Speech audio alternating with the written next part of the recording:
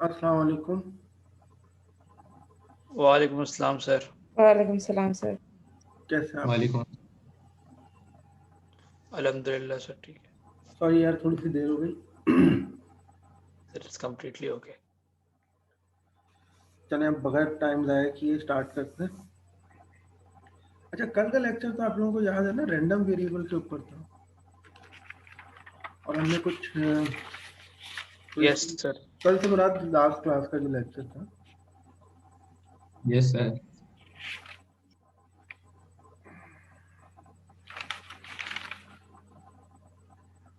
अच्छा, उससे रिलेटेड कुछ चीज़ें हम देख लेते हैं।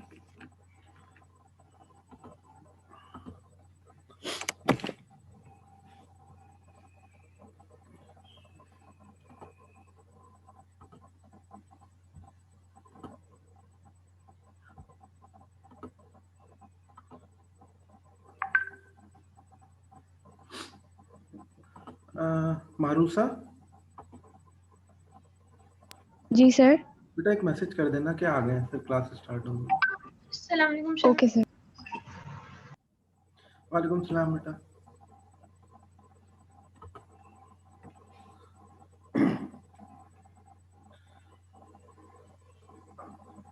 देखो, एक क्वेश्चन है कि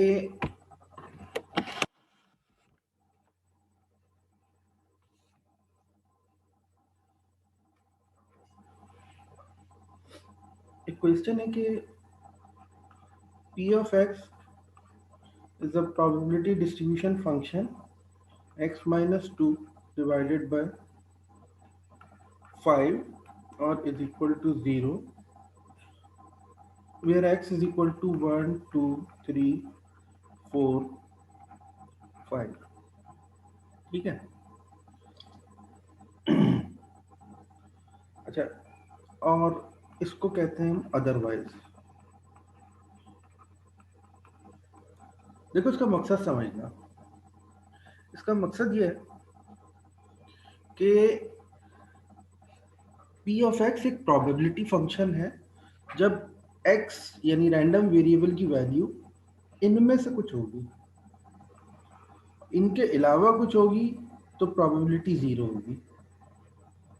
अदरवाइज का मतलब यही है कि इनके अलावा अगर कुछ होगी। ठीक है। अच्छा, अब ये कहते हैं कि हम एक एक करके प्रूफ करना शुरू करेंगे। वेरीफाई दैट, समझ लो क्वेश्चन का स्टेटमेंट ये है कि verify that the probability distribution, verify that the function is probability distribution function PDF or not। ठीक है। अब मैं कहता हूं कि मुझे उसका प्रूफ करना है। सॉल्यूशन, तो मैंने कहा P of x is equal to 1, पहला वेरिएबल लिया, is equal to 1, 1 minus 2 divided by 5। Answer क्या आ गया? -1/5। प्रोबेबिलिटी क्या आ रही है? -1/5। अगर प्रोबेबिलिटी -1/5 है तो इसका लाजमन मतलब क्या हुआ? इसका मतलब ये हुआ कि प्रोबेबिलिटी, आपको बताया था मैंने कि P of x must be greater than equal to 0 और summation of all probabilities Pi is equal to 1। तो पहली कंडीशन ही सेटिस्फाई नहीं हो पाई, because -1/5 is the negative probability. तो अगर पहली ही कंडीशन सेटिस्फाई नहीं हो पाई तो हम क्या कहेंगे? Not admissible. अगर ये प्रोबेबिलिटी एडमिसिबल नहीं है तो this function can not be regarded as the probability distribution function. This function can not be regarded as the probability distribution function। ठीक है, ये बात समझ में आ गया? आगे चलें, एक और फंक्शन लेते हैं। सर एक मिनट ऊपर करिएगा। ऊपर करें।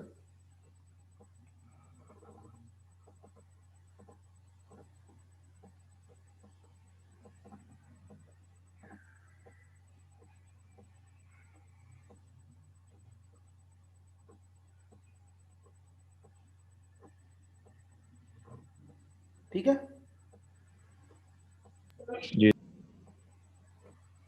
अच्छा, अब एक और क्वेश्चन लेते हैं कि P of x is equal to x square over 30 where x is equal to 0, 1, 2, 3, 4 and P of x is equal to 0 otherwise।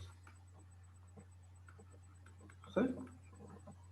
अब ये कहते हैं कि प्रूफ। सर, इस जीरो अदरवाइज का क्या मतलब होता है? इसका मतलब ये होता है कि अगर x में 0 रखेंगे तो फंक्शन ये होगा, लेकिन अगर 0 1 रखेंगे तो फंक्शन ये होगा, 2 रखेंगे तो फंक्शन इसी तरह 4 तक फंक्शन ये होगा। अच्छा ठीक, सही है, लेकिन सही है, अगर थैंक यू। इनके अलावा कोई वेरिएबल लेट सपोज 5 आ गया, तो फिर 5 पर जो प्रोबेबिलिटी होगी वो 0 होगी। सही है, ओके, समझ आ गया। और याद रखो 0 प्रोबेबिलिटी और 1 प्रोबेबिलिटी वो हम कभी नहीं लेते। 0 प्रोबेबिलिटी का मतलब इवेंट किसी सूरत नहीं होगा, तो प्रोबेबिलिटी तो खत्म हो गई ना। और 1 भी नहीं लेते। 1 का मतलब इवेंट हर हाल में अकर होगा, ये भी नहीं हो सकता। प्रोबेबिलिटी का तो मतलब ही पॉसिबिलिटी है ना। अगर पॉसिबिलिटी का इम्कान यानी chance of an event definite हो कि वो होना ही होना है, तो फिर प्रोबेबिलिटी नहीं होगी ना वो। और चांस ऑफ इवेंट डेफिनेट हो कि वो नहीं होना, तब भी प्रोबेबिलिटी नहीं होगी। ठीक है। तो जी सर, थैंक। एसन अभी हमारे जो बच्चे स्टूडेंट्स बैठे हैं, माशाल्लाह आज स्ट्रेंथ तो बड़ी अच्छी है भाई। 52 स्टूडेंट्स आर प्रेजेंट। आयान,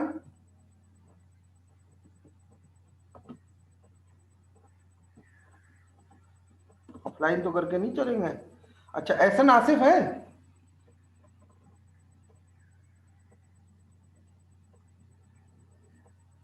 चले खैर। मारूसा? जी सर, जी इधर ही हाँ हूँ।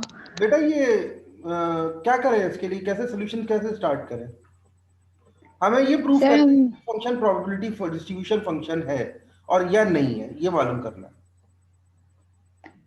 सर हम वैल्यूज एक्स की एक एक करके पुट करके चेक करेंगे, P ऑफ 0 पे कोई रख, सी भी डाल देंगे। तो 0/30 0। P ऑफ 1 पे रखी 1/30। P ऑफ 2 पे रखी 4/30। P ऑफ 3 पे रखी 9/30। Oh sorry, 9/30। और P ऑफ 4 पे रखी दैट इज इक्वल टू 16/30। अच्छा, अब हम एक काम और करते हैं। प्रोबेबिलिटी का sum is equal to the total probability. इसको इस तरह लिखेंगे, लिखने का तरीका समझ लो। इसको इस तरह लिखेंगे, P of x is equal to 0 plus P of x is equal to 1। ये याद रखना, ये मैं जो एक्सप्रेशन बता रहा हूँ ना, राइटिंग एक्सप्रेशन, तो ये एक्सप्रेशन तुम्हें हमेशा दिखाना होगा। P of x is equal to 2 plus P of x is equal to 3 plus P of x is equal to 4 is equal to 0 plus 1/30 plus 4/30 plus 9/30 plus 16/30। अब मुझे जरा बताना, क्या ये 30/30 इज इक्वल टू 1 आ रहा है? और यस सर। इसमें कोई भी प्रोबेबिलिटी नेगेटिव है? No sir. अगर कोई प्रोबेबिलिटी नेगेटिव नहीं है और सारी प्रोबेबिलिटीज का जो सम है वो तुम्हारे पास 1 के इक्वल आ रहा है, तो क्या तुम इसको प्रोबेबिलिटी डिस्ट्रीब्यूशन फंक्शन मान लोगे या नहीं मानोगे? Yes sir. No sir. मानेंगे ना बेटा? यस अरे सर। यस सर, मानेंगे सर, मानेंगे। यस सर, मान गया सर। ठीक है, अच्छा जनाब। एक क्वेश्चन मैं आप लोगों को दे रहा हूं, अभी जल्दी से इसको अटेम्प्ट करना है आपने।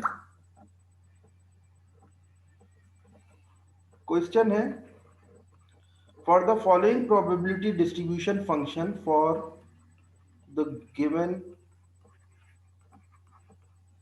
PDF x is equal to x P of x, ठीक है,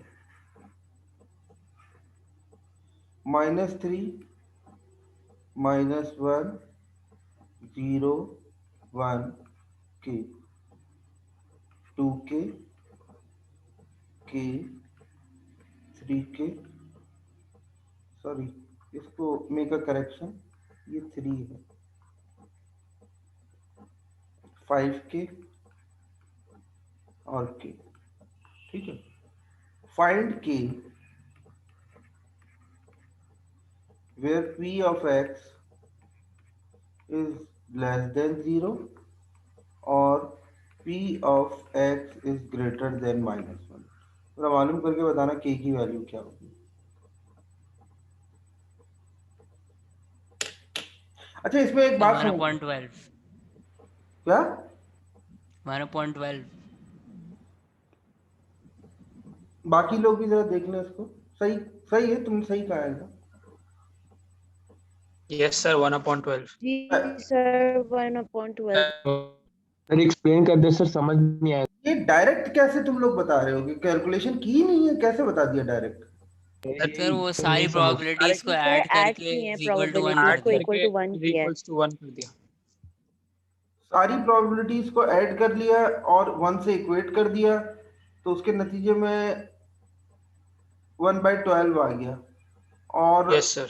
फिर 1/12 जी को सर फिर 1/12 को वापस प्रोबेबिलिटीज में पुट भी करना है तुम्हें। नहीं नहीं, पुट नहीं करना, जरूरत नहीं है। क्यों? हाँ, मैं इसलिए कह रहा था कि पुट इसलिए नहीं करना, जरूरत नहीं है। पुट तो हम जब करते हैं ना, जब वो हमसे कहता है कि वेरीफाई करो कि ये फंक्शन जो है वो प्रोबेबिलिटी डिस्ट्रीब्यूशन फंक्शन है। यहाँ तो वो कह रहा है कि ये जो फंक्शन है ये गिवन है प्रोबेबिलिटी डिस्ट्रीब्यूशन फंक्शन। तो अब सर हमें बट पुट करेंगे तो, क्योंकि आपको probability of x less than 0 चाहिए और इसकी भी तो चाहिए। के चाहिए सिर्फ, ये उसकी हमें क्या इंडिविजुअल चाहिए? प्रोबेबिलिटीज नहीं चाहिए। उसके नेक्स्ट पार्ट कॉमा भी तो लिखा हुआ है। लिखा है फाइंड के गिवन के, ये कंडीशन गिवन है, ये कंडीशन फाइंड के सच दैट ये ये दो, वो बच्चा सही कह रहा है। वो कह रहा है ये दो कंडीशंस क्यों गिवन है। वो condition p of x less than 0, 0 से छोटी वाली कौन सी प्रोबेबिलिटी है मुझे बताओ? -1 की होगी, -3 की होगी, ऐसा ही होगा ना? -1 तो -1 की कितनी है? k। 3 की कितनी है? -3 की कितनी है? 2k। ये तो पता चल गया तुम्हें, लेकिन प्रॉब्लम ये आ रहा है कि 3k k की वैल्यू नहीं पता, तो कैसे करूंगा?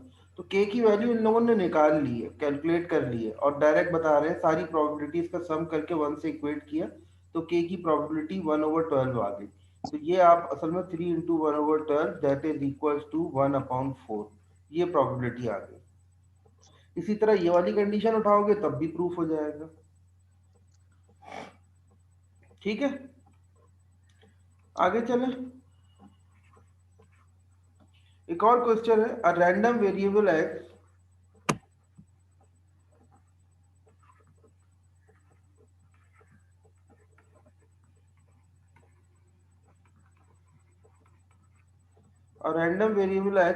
सॉरी कैपिटल एक्स, ठीक है, has probability distribution function has PDF given by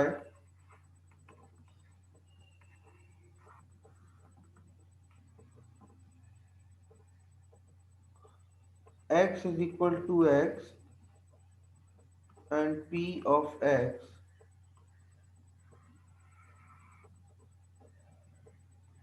1 2 3 4 0.1 0.2 0.5 0.2 find p of x is greater than equal to 2 and less than 4, p of x is greater than 2, p x is और p x is even।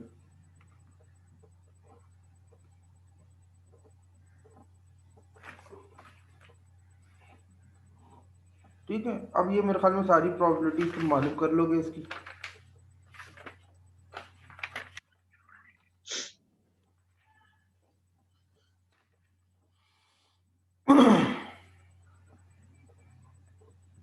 इसके लिए क्या condition होनी चाहिए? Sir 3 और 4, 2 और 3। 2 3 हाँ 2 2.7 का मतलब 0.2 प्लस 0.7 0.7 0.7 आएगा सर। और इसके लिए होगा सर 0.5 प्लस 0.2 0.7 और इसके लिए होगा 0.1 plus 0.1 प्लस 0.5 0.6 सर। और आखिरी वाला जो है इवन 1 में से माइनस 0.2 प्लस 0.2 2 प्लस 0.4 0.4 0.2 प्लस 0.4। ठीक है, अच्छा जनाब। सर अब 0.2 नहीं सर टोटल 0.4 0.2 प्लस 0.2 टोटल हाँ 0.4 है। 0.2 प्लस 0.2। ठीक है,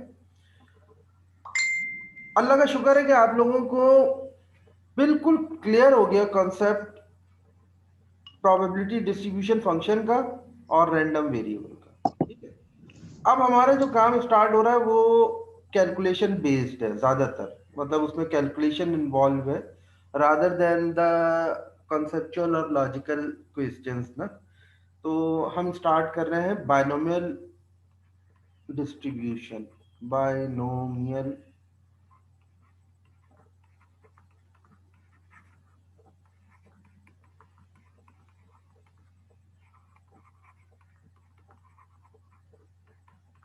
ठीक है जनाब।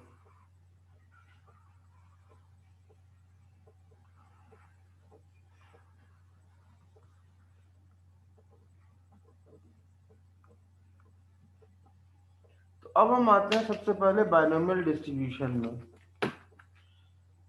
बायनोमियल डिस्ट्रीब्यूशन डिस्क्रीट प्रोबेबिलिटी होगी।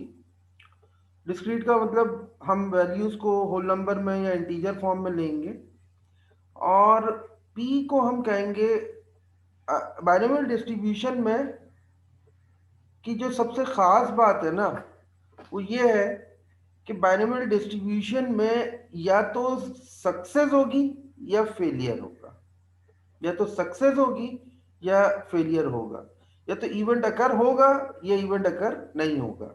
ठीक है, बायनोमियल में और तीसरी कोई चीज़ नहीं होती। तो हम ये कहते हैं कि P is the probability of success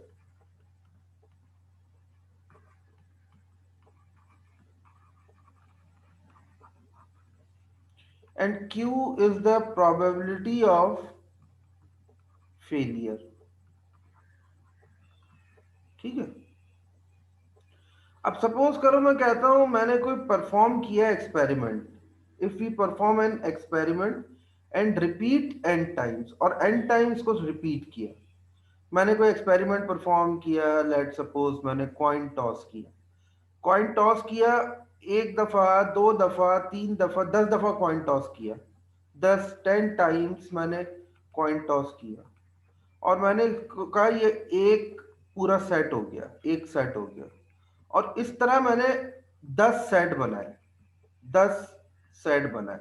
तो एक तरह से 100 टाइम कॉइन टॉस हो रहा होगा, 100 टाइम कॉइन टॉस हो रहा होगा। ठीक है, एच को मैं सक्सेस कह रहा हूं। फॉर एग्जाम्पल मैं कहूं कि अगर हेड आया तो सक्सेस होगी और अगर टेल आया तो फेलियर होगा। तो अब मुझे बताओ कि how many times head occur, कितनी दफा हेड अकर हुआ। ठीक, what is the probability of success, यानी what is the probability of head occur. ठीक, तो इस तरह की चीजों के लिए 0.2 इस तरह की चीजों के लिए we use the binomial distribution, we use the binomial distribution, BD short form कर लेते हैं हम, दैट इज बायनोमियल डिस्ट्रीब्यूशन।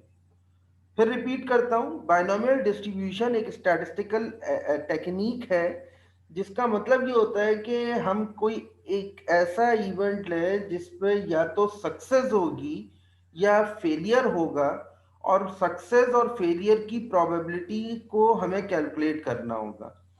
इसकी एग्जाम्पल मैंने देके बताया कि सपोज मैंने कॉइन टॉस किया 10 टाइम्स, तो एक सेट मैंने मान लिया। इस तरह के मैंने 10 सेट बनाए, समझो 100 टाइम्स कॉइन टॉस हुआ है। अब मैं तुमसे पूछूं how many head occurs in total trials, तो तुम क्या कहोगे कि उसको मैं एच कह देता हूं, एच मींस सक्सेस। तो अगर सक्सेस और फेलियर की प्रोबेबिलिटी कैलकुलेट करनी हो तो फिर हम कहेंगे कि that is equal to, that could be calculated by using the binomial distribution।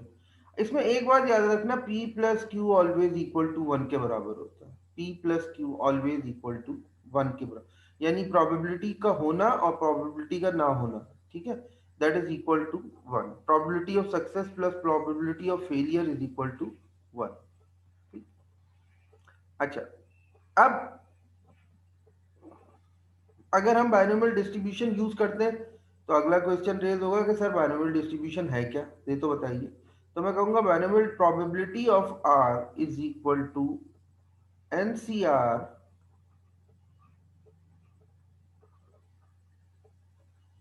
P to the power are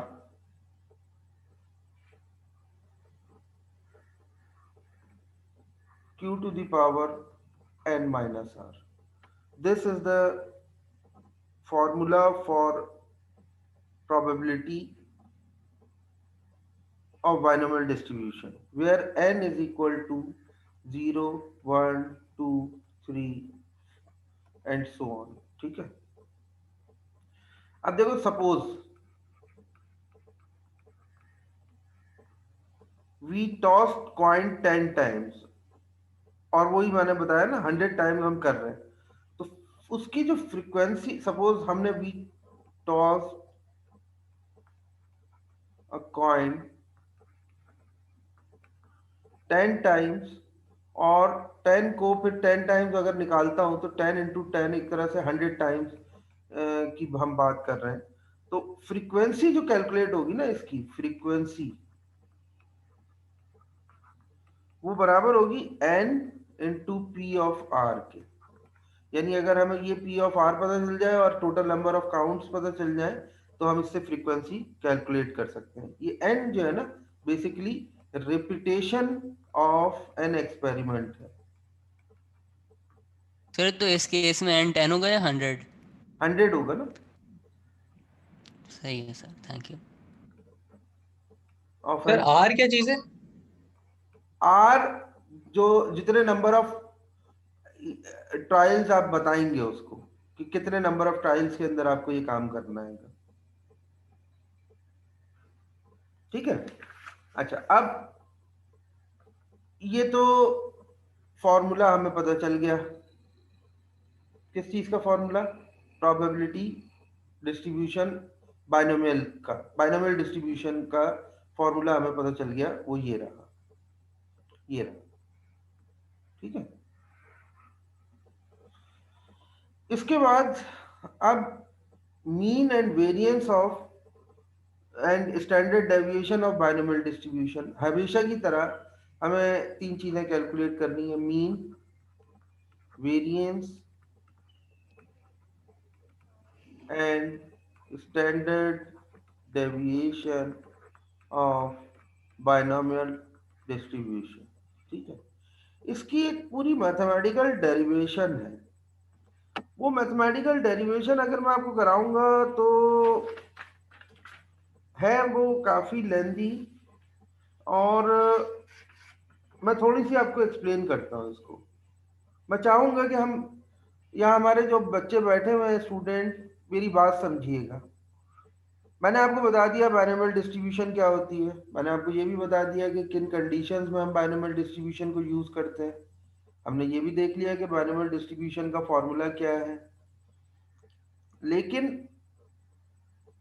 अब मैं अगर आपसे कहूं कि भाई मीन बताइए बाइनोमियल डिस्ट्रीब्यूशन का, वेरिएंस बताइए, स्टैंडर्ड डेविएशन बताइए, तो इसका एक तरीका तो यह है कि मैं डायरेक्ट आपको फॉर्मूला बता दूं, डायरेक्ट आपको फॉर्मूला बता दूं कि मीन ऑफ बाइनोमियल डिस्ट्रीब्यूशन का फॉर्मूला ये है, वेरिएंस ऑफ स्टैंडर्ड डेविएशन का फॉर्मूला ये है, और standard variance of binomial distribution का फॉर्मूला ये है, और स्टैंडर्ड डेविएशन का ये 3 फॉर्मूलाज बता दूं अलग अलग।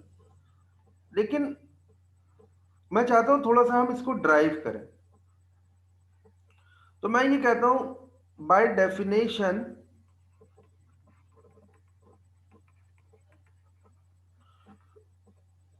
बाइनोमियल डिस्ट्रीब्यूशन जो है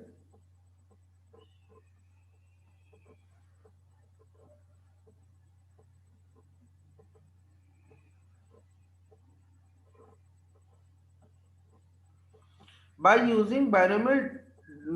using the definition of binomial distribution, by definition of binomial distribution, P of R is equal to NCR P to the power R Q power n minus R। ठीक है, आपने पहले first movement, second movement, third movement, fourth movement तक पढ़े थे जब हम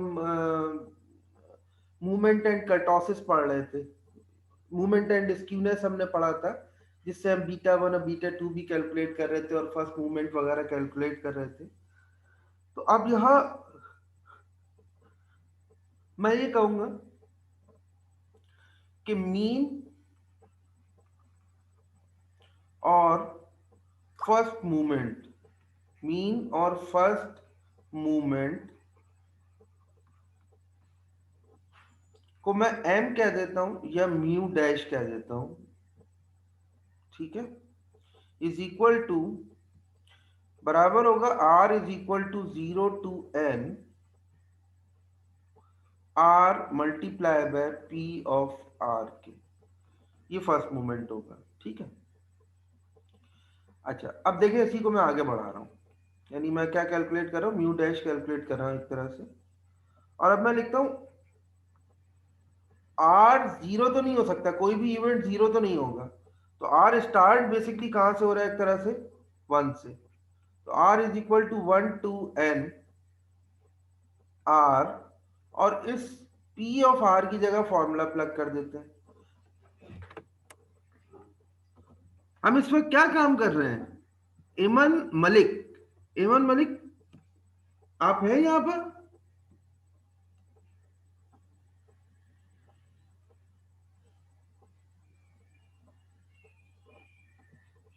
एमन मलिक इज नॉट हियर। एमन अतीक है यहाँ पर? Yes sir. बेटा इस वक्त मैं क्या करने की कोशिश कर रहा हूँ, right now what I am trying to calculate which value?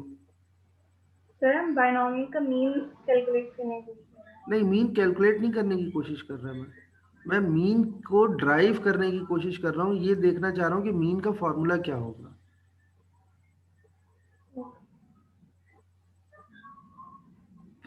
ठीक है, मैं इस वक्त ये देखना चाह रहा हूँ कि मीन का फॉर्मूला क्या होगा, मीन की डेरिवेशन कर रहा हूँ इस वक्त, मीन कैलकुलेट नहीं कर रहा। ठीक है, यानी एक सेंस में ये बात तुम्हारी सही है कि मीन ही कैलकुलेट होगा, लेकिन पहले मीन का फॉर्मूला ड्राइव करेंगे। तो अब मैं इसकी जगह यहाँ फॉर्मूला रख देता हूँ NCR P to the power R Q to the power n minus R। ठीक है, ये फॉर्मूला रख दिया मैंने। अब इसके बाद मैं ये कहता हूँ mu dash is equal to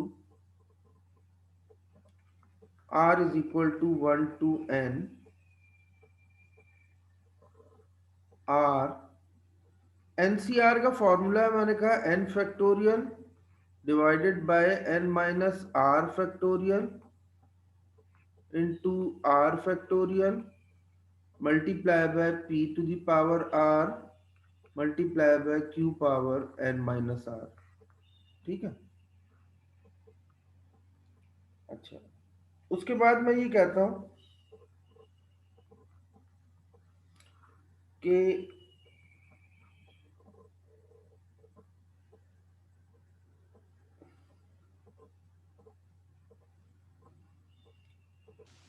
sir first moment पर जीरो नहीं हो जाएगा अगर आप आर जीरो डालेंगे?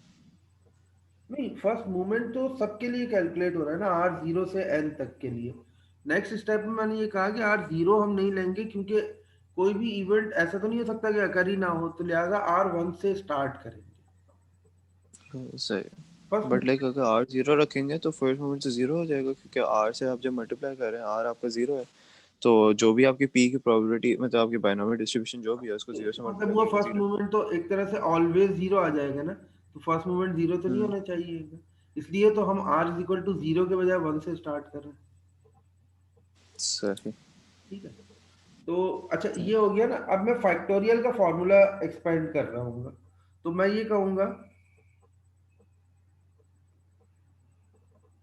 r is equal to 1 to n, और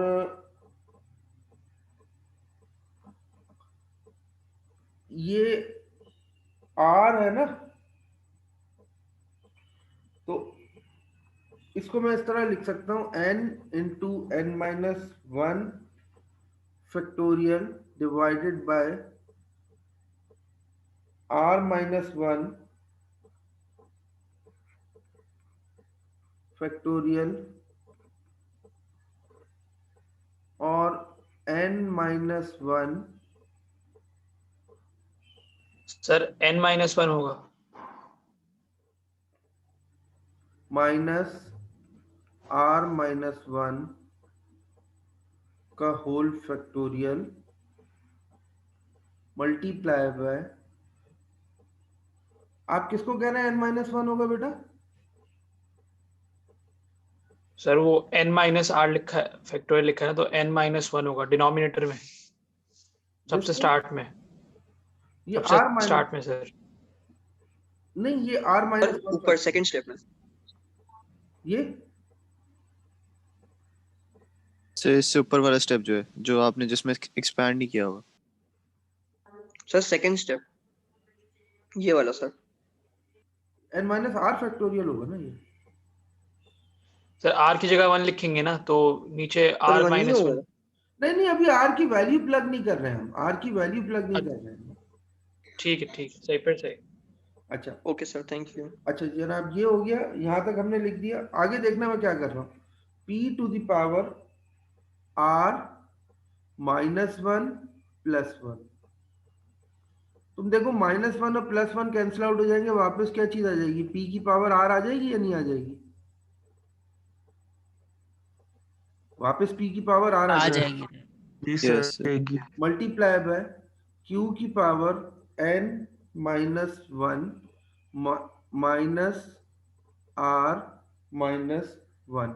अच्छा इसको भी जरा गौर से देखना, n minus one minus r plus one, ये वन और वन कैंसिल आउट होंगे, वापस तुम्हारे पास क्या आ जाएगा, n माइनस r आ जाएगा।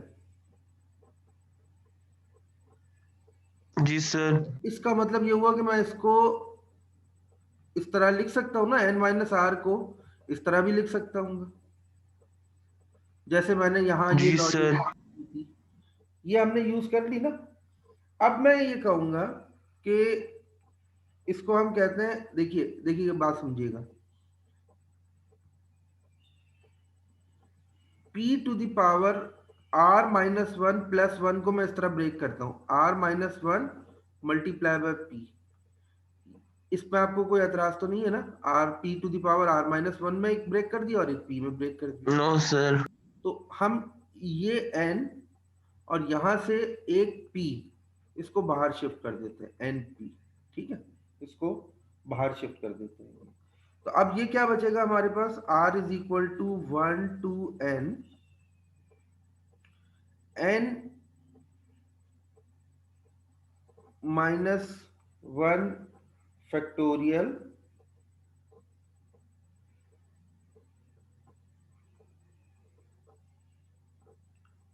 Divided by r minus one factorial और n minus one minus r minus one का whole factorial multiply by p to the power r minus 1 multiply by q power n minus 1 minus r minus 1। ठीक है sir +1 r-1 में p की power में नहीं ना, r plus 1 क्यों होगा, -1 ही होगा ना। r प्लस 1 जो था वो तो मैंने बाहर शिफ्ट कर दिया p। वो कॉमन आई है p बाहर, तभी +1 हट गया। +1 तो खत्म हो गया ना, ये वाला तो खत्म हो गया। अरे भाई ये देखो ना, p power r minus 1 multiply bye +1 था ना, +1 की जगह मैंने p यहाँ लिख लिया था, p की पावर 1, इसको मैंने बाहर शिफ्ट कर दिया। ठीक है सही। बात क्लियर हो गई ना। अच्छा अब मैं तुम्हें एक चीज बता रहा हूं, ये जो पूरी चीज है ना,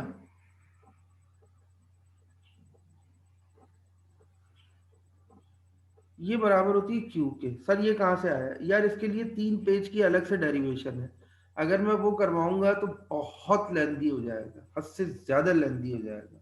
ठीक है बस ठीक है सर, यहीं तक ठीक है सर, कुछ इतना ज्यादा तो ज्यादा भी जरूरी नहीं है। पी क्यू एनपी सर ये वेरिएंस होती है ना एनपीक्यू, मीन तो सिर्फ एनपी होता है। हाँ नहीं अभी मीन ही की बात कर रहा हूँ मैं, सॉरी। ये चीज ना क्यू के बराबर नहीं होती, ये बराबर होती है पी प्लस क्यू की। ठीक है और पी, ये पूरा जो है ना, ये पूरा बराबर होता है p प्लस क्यू के, और p प्लस क्यू किसके इक्वल है हमारे पास, 1 के इक्वल है। p प्लस क्यू 1 के इक्वल है, तो mu dash is equal to p plus q की जगह अगर 1 रख देता हूँ तो सिंपल हमारे पास क्या आ जाता है, np आ जाता है np। तो फर्स्ट मूवमेंट या मीन जो है, मीन या फर्स्ट मूवमेंट जो है, मीन या first movement that is always equal to NP. अब एक बच्चा मुझसे कहेगा कि सर ये तो बात हम पहले से जानते थे कि mean of the probability distribution could be calculated by NP, तो आपने इतनी देर से ये क्या कर रहे थे आप। मैं उसको तो ये p प्लस क्यू 1 क्यों हुआ? ये तो हमने पहले डिसाइड, दोनों प्रोबेबिलिटीज ऐड अप होके 1 होती हैं। सक्सेस और फेलियर का क्योंकि एडिशन बाइनोमियल में सिर्फ 2 ही प्रोबेबिलिटीज होती हैं, सक्सेस या फेलियर, तो टोटल प्रोबेबिलिटी 1 होगी। और सक्सेस और फेलियर का दोनों का जो सम होता है वो 1 के बराबर होता है, तो इसलिए मैंने ये बताया। तो अब आप ये देखें मैंने क्या किया। हाँ मैं ये कह रहा था, एक बच्चा मुझसे कहेगा कि सर बात ये है कि ये तो हमें मालूम था कि म्यू डैश यानी कि मीन जो है या फर्स्ट मूवमेंट एक तरह से अगर देखी जाए, तो सर ये तो हमें पता था कि एनपी के बराबर होती है, आप क्या कर रहे थे। तो मैं ये कहूँगा कि यार मैं ये बताने की कोशिश कर रहा था कि फर्स्ट मूवमेंट या म्यू कैलकुलेट होने से पहले जो ड्राइव हुआ है वो कैसे ड्राइव हुआ है। ठीक है यहाँ तक समझ में आ गई बात। हमने एनपी कैलकुलेट किया है, एनपी ड्राइव किया है, सॉरी नॉट कैलकुलेट। अब हम अगर कहीं डिस्ट्रीब्यूशंस गिवन होंगी तो हम ये करेंगे कि उनकी हेल्प से न्यू डैश यानी कि फर्स्ट मूवमेंट या मीन कैलकुलेट करना शुरू करेंगे। ठीक है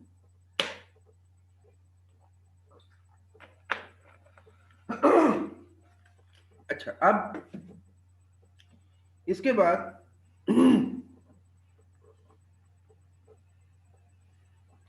मैं कहता हूं फॉर स्टैंडर्ड डेविएशन,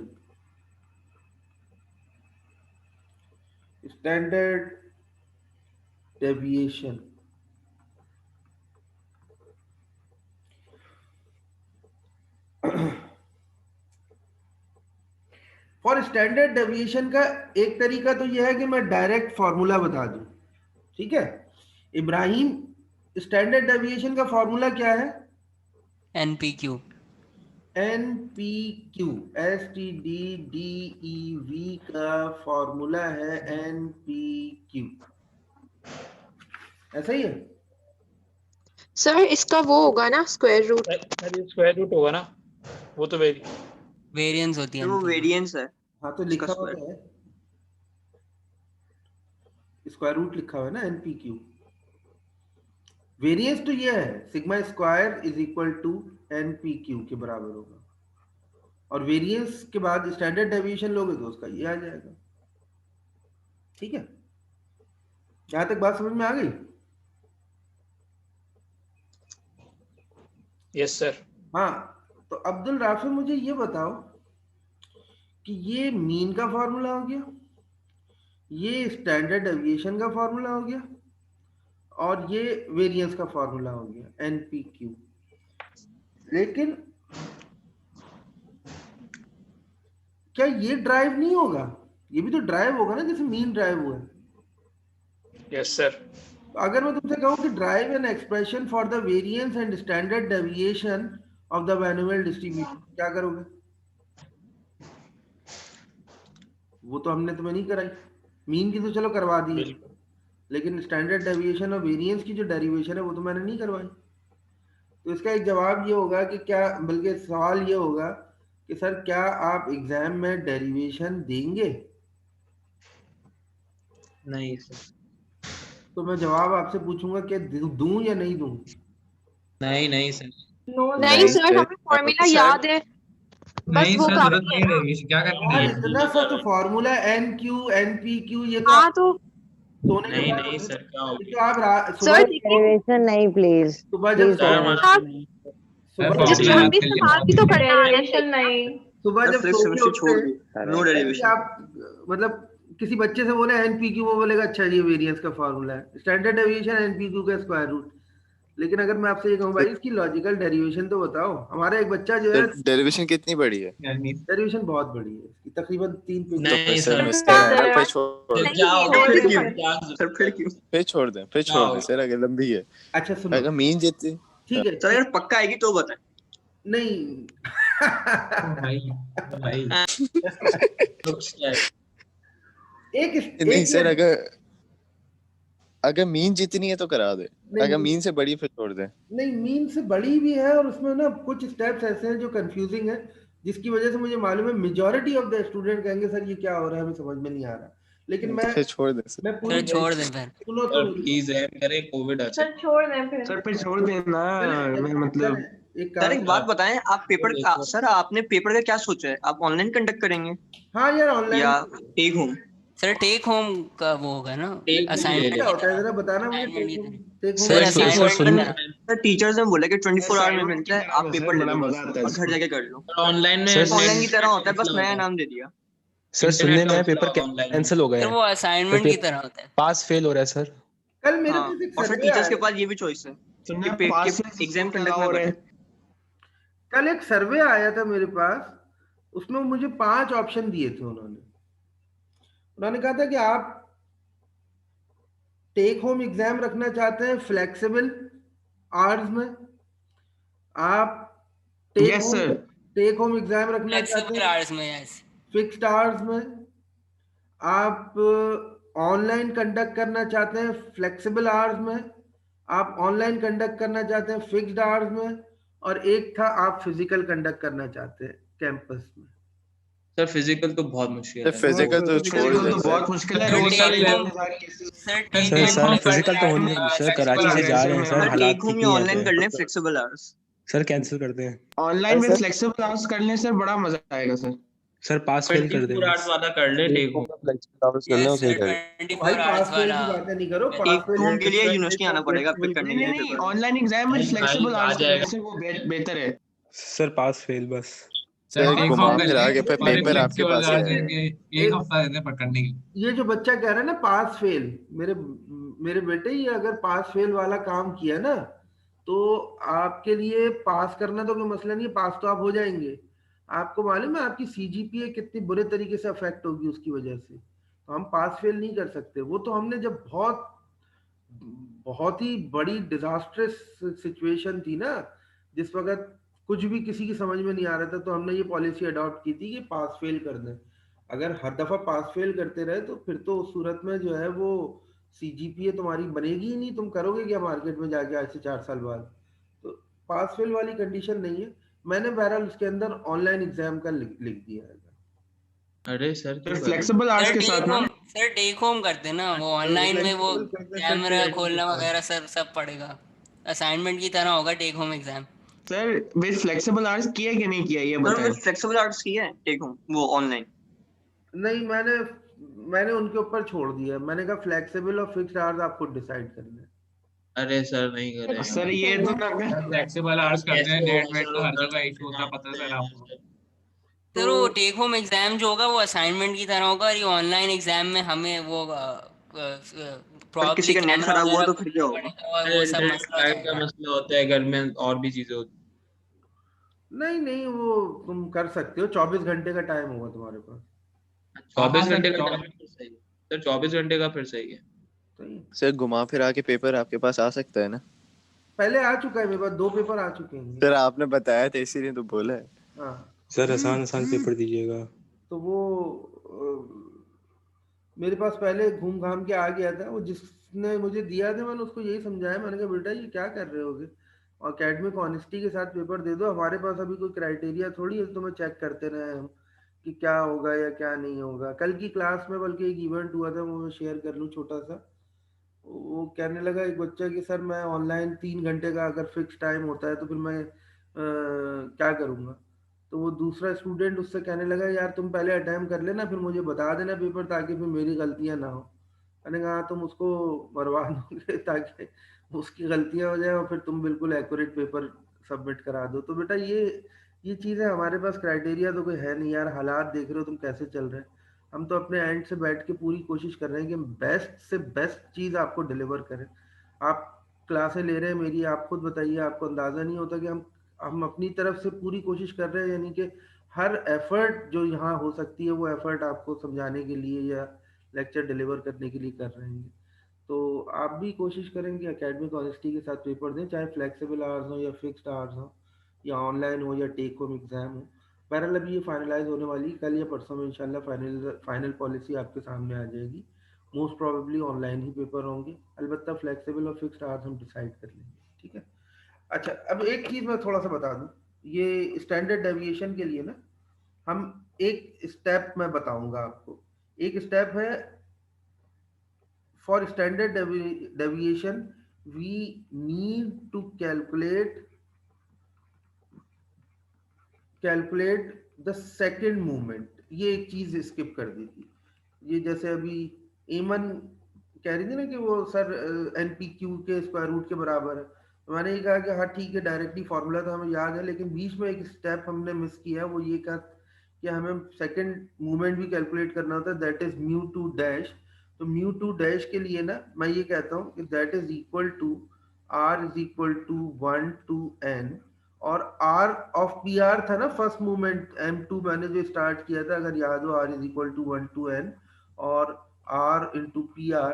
तो P ऑफ R की जगह मैंने प्रोबेबिलिटी का फॉर्मूला रखा था, जो कि वो NCR A to P to the power R Q to the power n minus R था।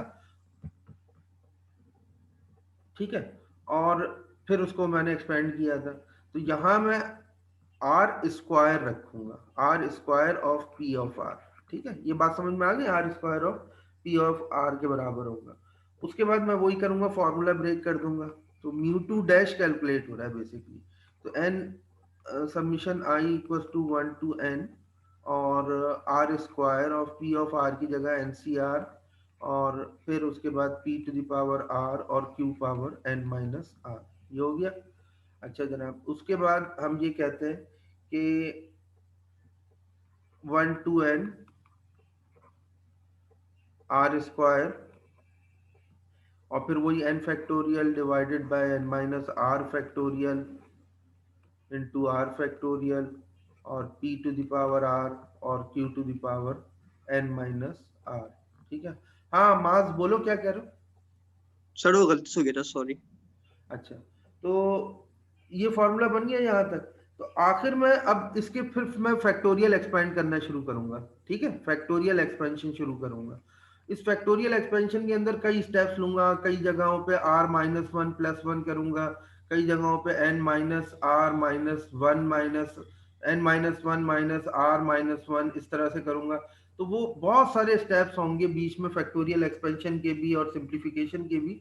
तो उसके बाद फाइनली जो ये डेरिवेशन होगी ना, मैं स्टेप्स स्किप करूं तो म्यू टू डैश यानी कि सेकेंड मूवमेंट जो कैलकुलेट होगा वो बराबर होगा n square P square plus N P q की।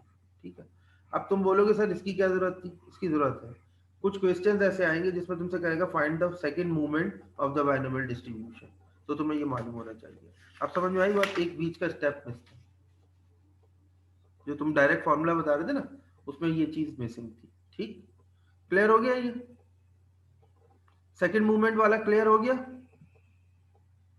Yes sir. Yes sir. फिर उसके बाद स्टैंडर्ड डेविएशन, तो वेरिएंस का जो फॉर्मूला है, वेरिएंस का जो फॉर्मूला बना, वो फॉर्मूला समझना क्या है। Mu two, sorry, variance is equal to mu two का square mu two dash minus mu one dash, second movement minus first movement, second movement minus first movement. Second movement क्या है हमारे पास? N square P square plus N P Q. First movement क्या थी हमारे पास? N P, यही आई थी ना, एन पी, और फॉर्मूले में ये म्यू वन डैश का स्क्वायर, ये याद रखना। ठीक है, तो इस पर स्क्वायर आ जाएगा, तो n square P square minus n square P square plus N P q, ऐसा ही है, cancel out, that is equal to n P q. ये वेरिएंस का फॉर्मूला हो गया। ठीक है, और वेरिएंस सर ये स्क्वायर कहाँ से आया? जी बेटा, ये आपने जो म्यू वन पे स्क्वायर लगाया है, ये कैसे आया है? ये वेरिएंस के फॉर्मूले में है। ये आपसे ठीक क्या है, है ना, सही है, थैंक फॉर्मूला क्या है वेरिएंस का? तो आप कहेंगे mu two dash minus mu one dash का स्क्वायर, यानी second movement minus first movement का होल स्क्वायर, ये। ठीक है, ठीक है, तो ये कैंसिल आउट हो गया, और आखिर में आपके पास एन पी क्यू बचा, ये वेरिएंस आ गया, दिस इज वेरिएंस। और अगर स्टैंडर्ड डेविएशन लेंगे तो आपको मालूम है S T D is equal to n P q square. ठीक है सर। हाँ सर तो जो भी अगर हम लोग थर्ड या फोर्थ मोमेंट भी निकालें तो हमारा वेरिएंस तो एनपीक्यू ही रहेगा ना? हम फोर्थ और थर्ड मूवमेंट निकालेंगे नहीं इसके अंदर। नहीं, मैं सिर्फ पूछ रही हूँ। अच्छा, तो इसमें सिर्फ सेकंड तक होता है? सेकंड तक है ना, इसलिए कि हमारा स्टैंडर्ड डेविएशन और वेरिएंस कंप्लीट हो गया फर्स्ट और सेकंड मूवमेंट। ओके, ठीक है। अच्छा हाँ, मैंने यहाँ फॉर्मूला क्या लिखा है वो समझ लो। N square P square mu two dash का फॉर्मूला ये लिखा है, और म्यू वन डैश का फॉर्मूला ऊपर मैंने लिखा था। अच्छा, कभी समझना, म्यू वन डैश या नोट में लिख लो एक जगह, mu one dash is equal to summation of R of P R, और mu two dash is equal to summation of R square of P R. ये तो मैंने बताया है ना, फर्स्ट मूवमेंट और सेकंड मूवमेंट की हेल्प से ये चीज कैलकुलेट होती है। ठीक है,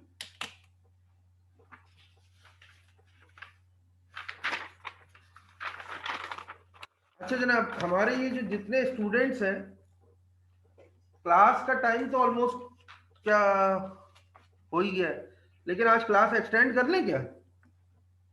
नहीं सर, दूसरी क्लास एक और क्लास है। नहीं सर, दूसरी क्लास है, एक और क्लास भी है सर। अच्छा अच्छा, लेकिन सर 11:30 पे स्टार्ट होगी, आप 5 मिनट कर लें सर। 10-15 मिनट ले सकते, 10 मिनट। चलो चलो ऐसा कर लेते हैं, वरना मैंने कहा था थोड़ा सा चाय पीने का टाइम देते हैं आपको, फिर उसको दोबारा एक्सटेंड दे दे सर चाय पीने का टाइम सर। सर 10 मिनट में ही नाश्ता करने सर, छोड़ दें प्लीज। हाँ सर प्लीज, सर नाश्ते का टाइम निकल जाएगा फिर। बिल्कुल नींद में चाय की जरूरत है। अच्छा, बाइनोमियल डिस्ट्रीब्यूशन के कुछ प्रॉपर्टीज तो लिख लो, ये कुछ पॉइंट्स बता रहा हूँ, वो पॉइंट्स लिख लो। सर ग्रुप पे फॉरवर्ड कर देगा। हाँ सर प्लीज, मम्मा डांटेगी कि नाश्ता नहीं खाया। नहीं, क्या चीज फॉरवर्ड करूं ग्रुप पर? सर ये कंडीशन जो भी आप बता रहे हैं ना, ये आप ग्रुप पर लिख के भेज दें तो हम लोग वहां से लिख लेंगे नाश्ते के बाद। अरे एक सर आपको पता है मम्मी कह रही है कि तुम लोग पढ़ाई में इतने मसरूफ हो गए नाश्ता भी भूल गए हो। ओहो, जबरदस्त मेरी अम्मी भी यही कह रही है। जबरदस्त। अच्छा जनाब, यार असल में आज मैं चाह रहा था बाइनोमियल डिस्ट्रीब्यूशन के कुछ क्वेश्चंस भी कराना। मैंने डेरिवेशन करा दिया। असल में आमतौर पर टीचर्स करते क्या है, ये बाइनोमियल डिस्ट्रीब्यूशन का फॉर्मूला है, ये मीन का फॉर्मूला है, ये वेरिएंस का फॉर्मूला है, और फिर क्वेश्चन सॉल्व करना शुरू कर देते हैं। मैंने उसका लॉजिकल बैकग्राउंड बनाने के लिए कुछ डेरिवेशन करवाई, इस वजह से इसमें सारा टाइम कंज्यूम हो गया, क्वेश्चंस हम नहीं कर सके। लेकिन चलो ठीक है, हम फिर नेक्स्ट क्लास में इंशाल्लाह क्वेश्चंस स्टार्ट करते हैं इसके। सर और वो एग्जाम्स प्लीज वो टेक होम कर दीजिएगा। यस सर, एग्जाम को भी प्लीज कंफर्म कर देगा। Yes Yes, sir. Exam date क्या होगी? सर थोड़ा सा सोचे हमारे बारे में। करते हैं हम करते हैं। एक बात बताऊं आपको, आप ये कह रहे हैं ना हमारे बारे में कुछ सोचें, इस सेमेस्टर में मैं सिर्फ आप ही लोगों के बारे में सोचता रहूंगा, इतना लोड रहा है मेरे ऊपर। सर आपसे मोहब्बत है, बस हो गई।